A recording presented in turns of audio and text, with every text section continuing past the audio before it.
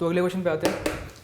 अगला क्वेश्चन क्या कहता है, the area of a triangle is 5, 2 of its vertices are 2, 1 and 3, -2, third vertex lies on the line y = x + 3, find its coordinates. ठीक है, बहुत प्यारा क्वेश्चन है, अच्छा क्वेश्चन है, मज़ा आया करने में। देखिए तो ट्राइंगल बनाते हैं पहले।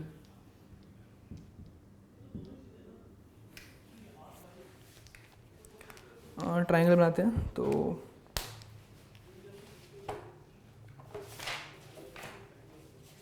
मैं एक बार खोल लूँ अपने रेफरेंस के लिए भी।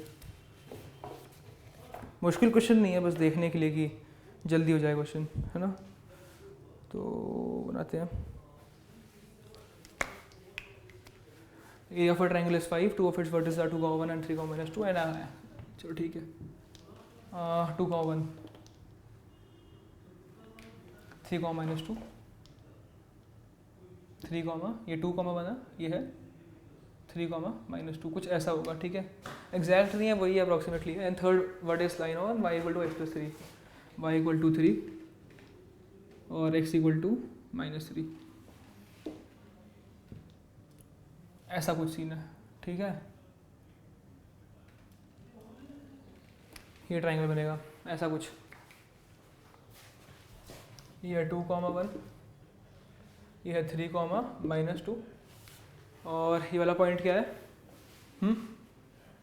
बताओ, ये निकालना है।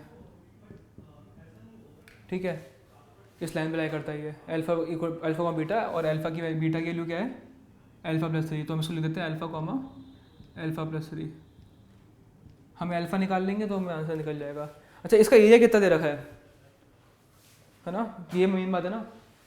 एरिया कितना दे रखा है इसका, 5 दे रखा है इसका एरिया = 5। तो एरिया क्यों दे रखा है बताओ ज़रा। ठीक है, एरिया इसलिए दे रखा है कि अगर एरिया फिक्स नहीं करेंगे तो दिक्कतें होंगी।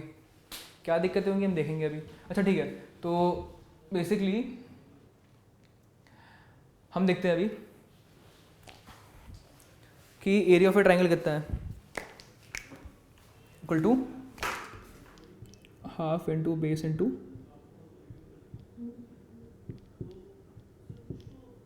हाइट। बेस इसको मानते हैं या हाइट मानते हैं।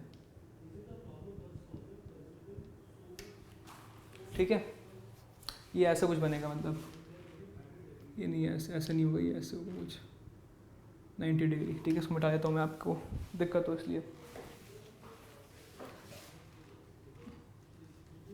ठीक है, ऑब्ट्यूज एंगल ट्राइंगल सा लग रहा है, होगा शायद नहीं होगा पता नहीं, लेकिन जो मैंने बनाया उस हिसाब से ऐसा कुछ बनेगा फिगर। ठीक है, तो बेस इसको मान रहा हूँ, ये हाइट है। तो हाइट हम निकालेंगे, पहले हम हाइट कैसे निकालेंगे। Height is a perpendicular distance of this point from this line. ठीक है, लाइन की क्वेश्चन निकाल लेंगे, फिर इसका परपेंडिकुलर डिस्टेंस निकाल लेंगे, इससे उसको 5 इक्वेट कर देंगे। और बेस की लेंथ कितनी है, बेस की लेंथ कितनी है, डिस्टेंस फॉर्म लगाते हैं, बेस = √3 - 2 का स्क्वायर प्लस 1 + 2 का square, which is equal to √1 + 9, which is equal to √10। Height कितनी है, ठीक है, area is equal to 5 is equal to ½ × √10 × h आ गया √10। ठीक है, तो अब इसकी लाइन की क्वेश्चन की है, लाइन की क्वेश्चन क्या है, लाइन की क्वेश्चन है y - 1/x - 2 = 1 - 2 1 - 1 + 2 3 अपॉन 2 - 3 - 1। ठीक है, तो ये क्वेश्चन आ गया y - 1 = 3x - 6। इस लाइन की क्वेश्चन आएगी y = 3x - 5। इसका परपेंडिकुलर डिस्टेंस निकालना है हमें अल्फा + 3 से। ठीक है, तो परपेंडिकुलर डिस्टेंस क्या होता है, perpendicular is equal to 3 times alpha minus 1 times alpha + 3 -5 का मॉड अपॉन √3² प्लस -1 का square, which is equal to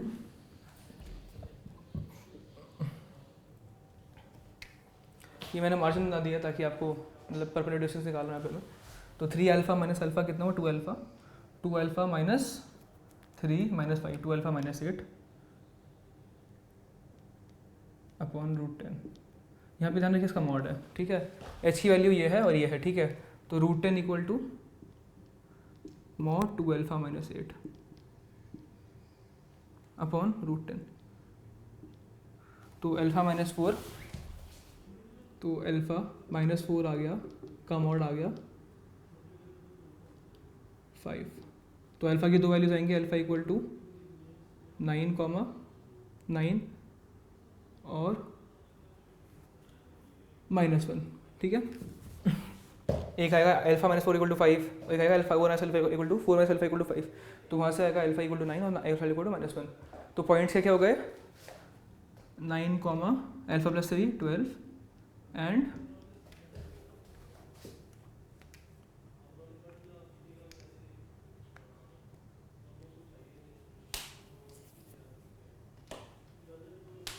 कुछ गड़बड़ कर दी शायद हमने।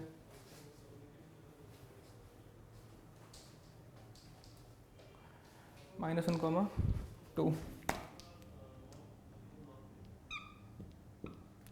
कैलकुलेशन मिस्टेक करी होगी तो करी होगी वैसे, लेकिन तरीका देख लो, तरीका एक है। हम पहले लाइन की क्वेश्चन निकाल लेंगे, उससे परपेंडिकुलर डिस्टेंस लिखेंगे उस पॉइंट का, वो हाइट निकाल लेंगे, उसके बाद height into base upon 2 equal to 5। High base पता है, हाइट निकाली हुई है अल्फ़ा के टर्म में, हमारे पास हाइट की एक वैल्यू हो जाएगी। हाइट में अल्फ़ा में एक वेरिएबल है ना, हम अल्फ़ा में वेरिएबल को सॉल्व करेंगे और हमारे पास आंसर आ जाएगा, ठीक है। सो this was the last question that I was going to discuss about straight lines. This is all from my side. This was Abhinav Kalra. Okay, I instructed on questions on straight lines. Okay, this is all from my side. Thank you.